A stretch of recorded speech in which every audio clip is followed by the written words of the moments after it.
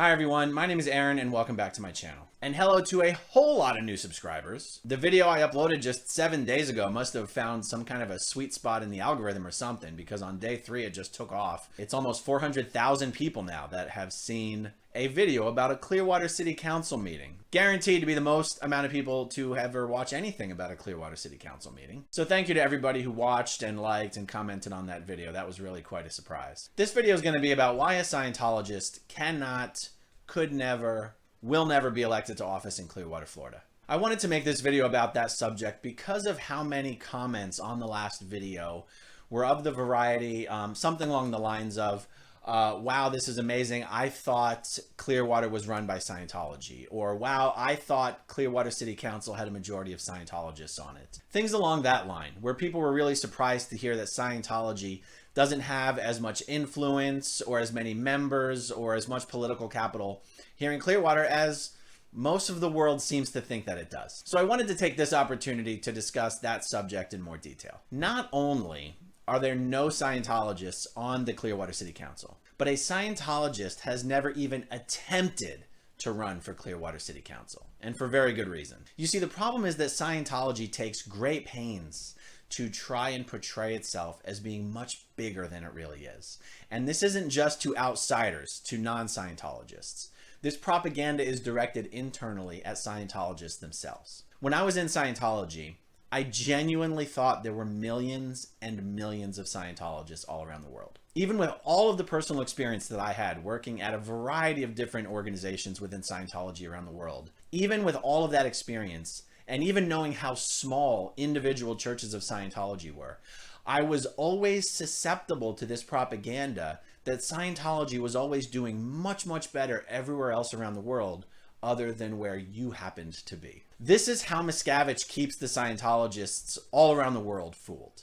Every Scientologist believes that Scientology is doing much better everywhere else than in their own backyard. And my point here is really just that Miscavige goes through so much trouble to convince Scientologists that Scientology really is huge, that he actively avoids doing anything that would pierce that veil, that would damage that illusion. Scientology claims to have 15,000 members living in the city of Clearwater. Well, the city of Clearwater has about 116,000 residents, and in any given election here locally, between 20 and 25,000 people vote. So if Scientology really had 15,000 members in Clearwater, I don't know how many we would subtract for being too young to vote or any other reasons why someone wouldn't register and vote. But if you start with a cohort of 15,000 members and you see that only 20 to 25,000 members vote in any election, Scientology should have every office in the town filled with a Scientologist if those numbers were accurate. So this video is going to be about why a Scientologist could not get elected,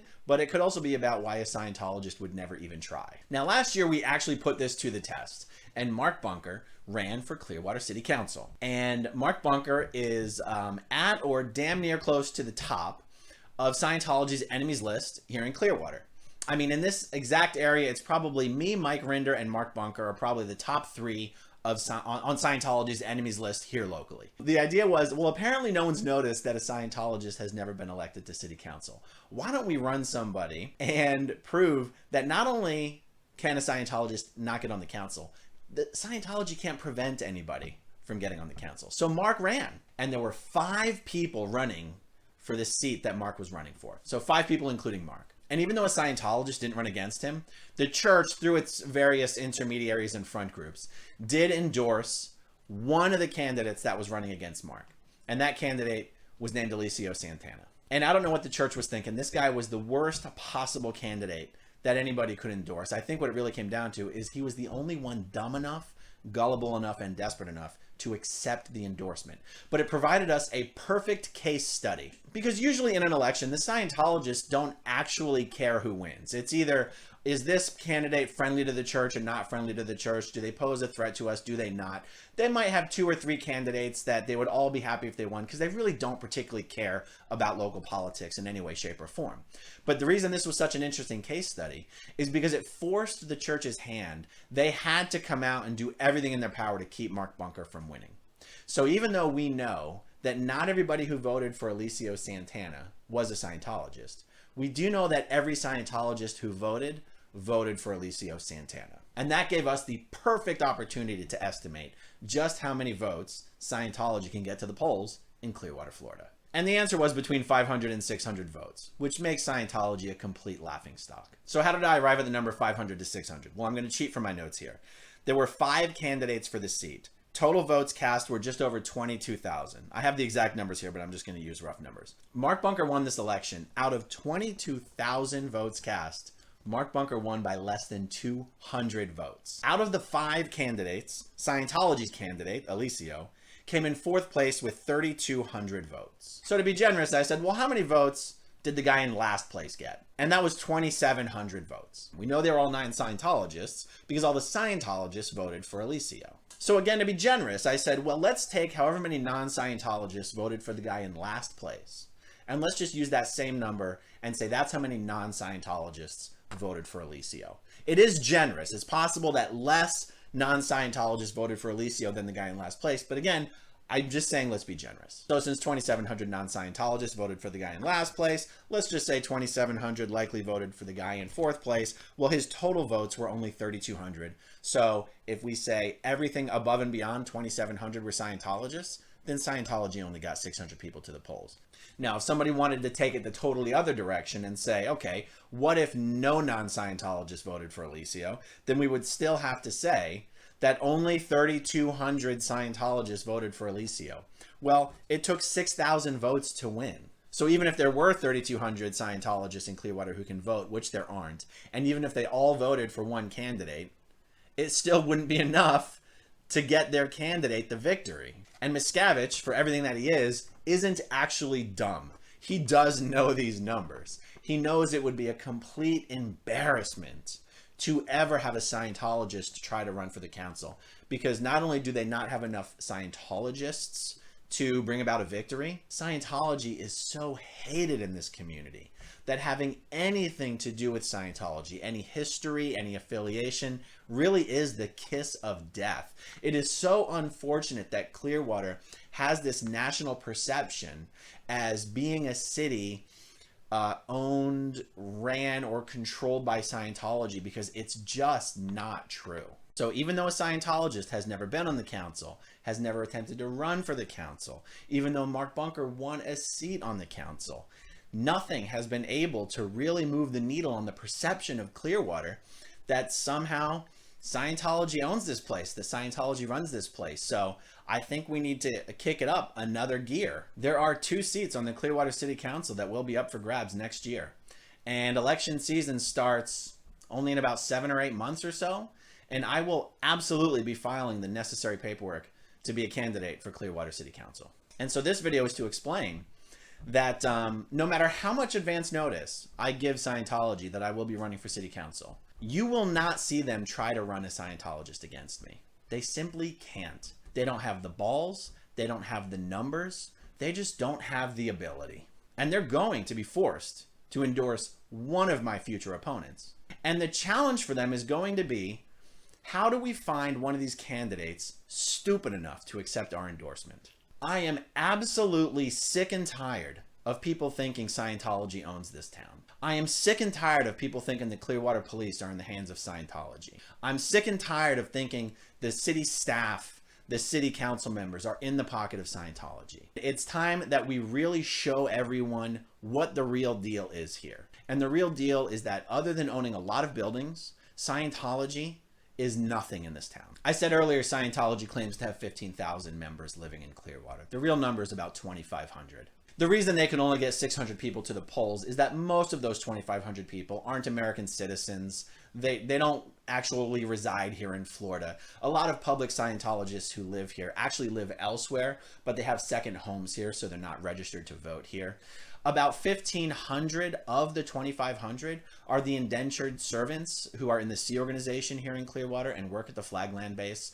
These are the guys who wear uniforms, work 100 hours a week, make $46 a week. Again, most of those people are Europeans, they're Russian, they're South American, they're Mexican, they're simply not citizens and they can't vote. Now, it's not like I'm letting anything out of the bag here. Scientology is already well aware of the fact that I'm intending to run for city council. They have their little spies everywhere, and I've already been taking a lot of meetings on this subject. And if they already know, I'd rather let everybody know as well. And I want to be very specific with my language. Until someone files paperwork to be a candidate, you're not a candidate. Like, I can't say I'm running because I'm not yet. I can't say I'm a candidate because I'm not yet. What I can say is I intend to be a candidate for city council when campaign season starts. And I can promise you that even Scientology's leading stars here in Clearwater won't even consider for a second running. Not Joy Jandusa, not Pat Clouden, not Stu Showerman, not Paris Morphopoulos, Ray Casano, Terry Nowitzki, Keenan Kinsel, Carolyn Bradham, Diane Stein, Paul Stein, Carla Jo Helms. None of these guys have the balls to throw their hat in the ring. Scientology's reputation and public relations in this town is so god-awful, Tom Cruise himself couldn't get elected to city council. So even though Miscavige knows that he doesn't have the numbers in terms of membership to get anybody elected, be particularly effective in any sort of a social, civic, political way, he does have this rather annoying capacity to throw tantrums, be obstructionist, and figure out generally how to screw things up. So even though I'm saying they're not going to run anybody, and even though I'm saying they won't be able to stop me, and anyone they endorse is basically giving a kiss of death to that candidate, don't think for a second that they're not going to try to do something really weird, sneaky, underhanded, something surprising, something I'm probably not even thinking of. And the fact is, I just don't care. Anything they try to do to prevent the inevitable from happening is something that I welcome. It's an opportunity to make them look foolish. It's an opportunity to shine a spotlight to the entire world on what kind of a destructive, petty, and evil organization this really is, and the kind of a psychopath and sociopathic personality that David Miscavige really is. In fact, since Scientology is such an underdog and so severely handicapped in this battle for the city council, let me help him out a little bit. Check out Aaronsmith-Levin.com. Aaronsmith-Levin.com is a hate website put up by the Church of Scientology. This website went live on the exact night that I appeared on the Leah Remini Scientology in the Aftermath show. If you haven't seen that show, check it out. It's on Netflix now. My episode is season 1, episode 7 on Netflix. Netflix changed the order of the episodes, but it's season 1, episode 7. When that episode aired on A&E a few years ago, that very night, that website went live. So ever since I appeared on the Leah Remini show, the Church of Scientology has done a lot of stuff to try to interfere in my life. I won't bother getting into that in this video because that's not what the purpose of this video is for. But just look at that website. They actually update that website regularly. Like, they literally put up a website that proves that they are regularly trying to meddle and investigate into my personal and business affairs and follow me around. Like, this is what I mean when I say anything they try to do to interfere with me, interfere with my future campaign, interfere with everything, to me is just an opportunity to shine a spotlight on the tactics of this destructive organization. So it does not bother me in the least that they have all that stuff up on that website. I actually already did a video on my YouTube channel. I'll put a link down below, going paragraph by paragraph, all the bullshit, all the lies they say about me on that website. And I explain how Scientology will usually take something that starts as a small kernel of truth and then wrap a whole bunch of bullshit around it. And they're going to hope that you're too afraid to admit what parts are the kernels of truth, that you'll just be saddled with everything that they say about you. So I did a video where I broke down literally every paragraph and I said, this is actually what they're referring to, and then this is the bullshit they wrapped around it. So it is my hope that in my future campaign, that they throw everything they have at me, because I want the world to see how these people operate. So when the campaign season actually starts, my intention isn't just to go through all of this and win a seat on the council just as a sideshow, just as an I told you so.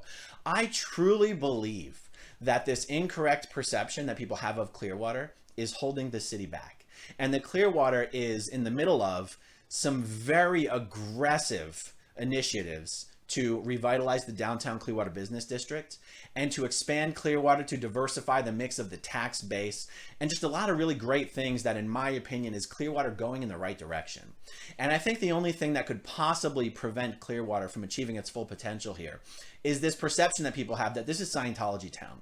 And I want the world to understand that this is not Scientology town. And I think I can use a position on the council and use that platform to make it very clear that this is not Scientology town. And if I'm not afraid to live here in Clearwater, and if I'm not afraid to go downtown and, you know, go to the restaurants, have drinks, smoke cigars down there, go to the events, if I can do all of that in downtown Clearwater and not be harassed and hassled, anybody can. And downtown Clearwater is ripe for taking back.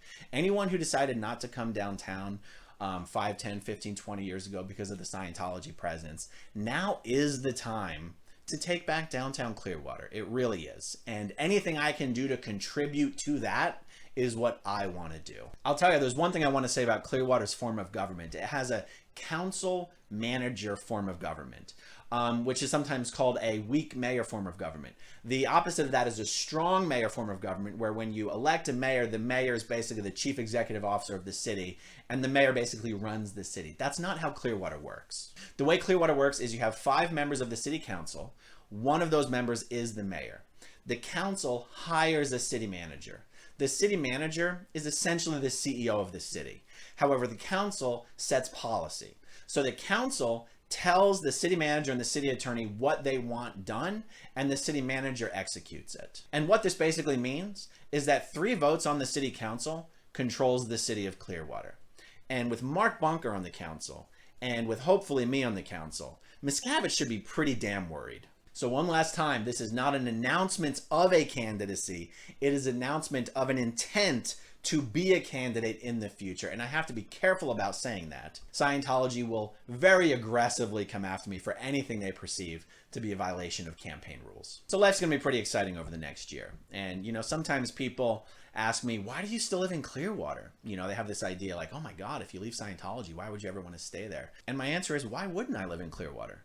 Clearwater is paradise. This is my town as much as it is anyone else's town. And I want to do anything I can to help Clearwater succeed. So that's all I have on this subject for now. Before I sign off though, there is one other thing I would like to say. I don't know how many viewers of this channel know that I am the vice president of the Aftermath Foundation. The Aftermath Foundation is a nonprofit organization that helps people who are leaving Scientology. All donations to the foundation are fully tax deductible. All of the board members of the foundation were in the first season of the Scientology and the Aftermath TV program. Luis Garcia is the president. I'm the vice president. The other board members are Mike Rinder, Christy Colburn, Mark Headley and Claire Headley, and attorney Ray Jeffrey. There was such an outpouring of support and offers of help after the first season of the show that we decided we had to create a vehicle that people could support, that in turn could then support those who need help when they needed it. In the past, when someone was leaving Scientology and needed help, oftentimes they would have to resort to doing a GoFundMe campaign or some sort of a public fundraiser. And the problem with that is that if someone isn't willing to air all of their private information publicly and ask for money publicly, oftentimes they wouldn't get help. This is the benefit of having an entity, or a vehicle as I keep calling it, that people who want to help can support the entity, the foundation, and then the foundation can privately provide assistance to the people who need it, but don't want to air all of their private information to the world. It's been about 2 or 3 years now that the foundation has been operating, and we have been incredibly successful in helping people leave Scientology. Just imagine the embarrassment David Miscavige will experience if and when, fingers crossed hopefully, a Clearwater City Council member runs a foundation that helps people who are escaping Scientology. Do you think then people might get the message that Scientology doesn't run this town? I certainly hope so. So please help me out by liking this video, sharing it, commenting below. Help me get this video spread as far and wide as possible. Thank you all. Thank you for watching. I'll talk to you again soon. Bye. Okay, if you want to see my rock and roll songs, click right on this guitar. And if you want to see a different one of my videos,